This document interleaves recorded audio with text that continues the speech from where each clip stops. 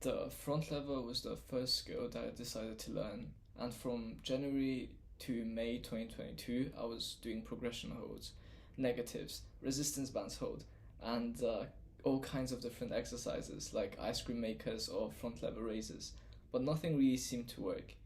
And I started thinking that, hey, maybe it's the proportions, maybe my basics aren't good enough. And if that sounds familiar for you, don't worry, I got you. Now, a little story time. It took me 4 months to go from a tuck front lever to a couple seconds one leg front lever, which was not good at all. There, my progress just completely stopped. At the time, my workouts consisted of holding a progression for 3 sets, then mechanical pulls, meaning a combination of a front lever raise with a slow negative, scapular pulls for some conditioning, and also some pelican curls to strengthen my biceps. On top of that, my workouts were pull, push. So the next day I would do some planche training, and after weeks of wondering why I couldn't progress at all with this method, I put up a new plan, and this method got me a full front lever in less than 6 weeks. So obviously there were some things I needed to change. Well, first of all, no more planche training.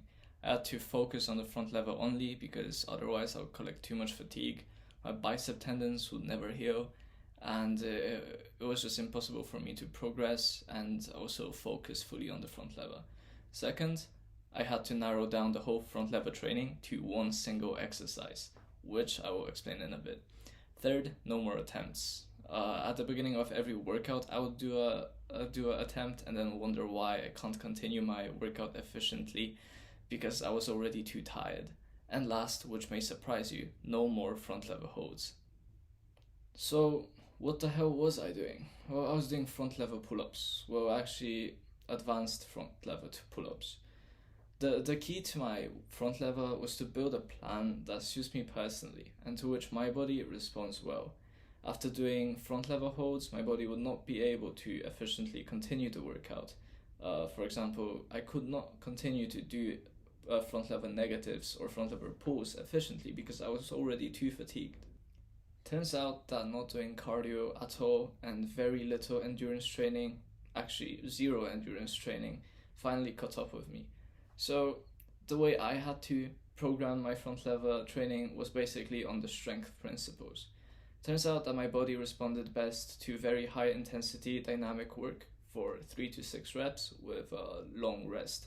I would sometimes rest 5 minutes after each set, and it actually helps me a lot. So why front lever pull-ups? Well, simplicity. In the sense that it's really easy to track your progress and progressively overload by manipulating the number of reps and progressions in each set. Unlike negatives, which is probably the most popular way of learning the front lever at the moment, you do not need to track the duration of the negative to progress, which sometimes can be cumbersome. It allows you to work on your strength and specificity simultaneously, while after progression holds, my body was too fatigued to continue doing quality sets of pull-ups or other strength exercises. 3 sets of 3 to 6 reps with 5-minute break is a really short workout, and it was just easy to continue doing it, so easy to stay consistent. Finally, the front lever is not very straining on your tendons. There is little conditioning needed as opposed to the planche, so training front lever pull-ups only will not become a problem later on. As a prerequisite, you should be able to hold an advanced tuck for about 10 seconds and a definitely very solid tuck front lever. It's also good to have a solid false grip. If you don't have these, I'd advise you to build a stronger foundation first. As for the form, don't stress over the small range of motion initially. As your strength grows, you will be able to pull higher and higher, and make sure that before you up the progression, you can do 6 reps of tuck front lever pull-ups, for example, explosively, ideally touching the bar with your waist. If you can't do an advanced tuck yet, what can definitely help with the range of motion is doing the tuck front lever pull-ups on rings. It will expand your range of motion and make it slightly easier to reach the waistline. Once you can do advanced tuck front lever pull-ups with ease and maybe a couple one-leg front lever pull-ups, You'll definitely be able to hold a full front lever. You can throw in a couple dragon flags in the end just to get a feel of how to extend your core, actually your hips, in the front lever. But keep in mind, the front lever has nothing to do with your core. If you can pull with straight arms strong enough, then you will be able to hold the front lever. And if you're impatient, you can do one attempt per week, preferably once per 2 weeks, just to check your progress and stay motivated. And to give you an example of how to progressively overload with front lever pull-ups, here you have a part of my progress.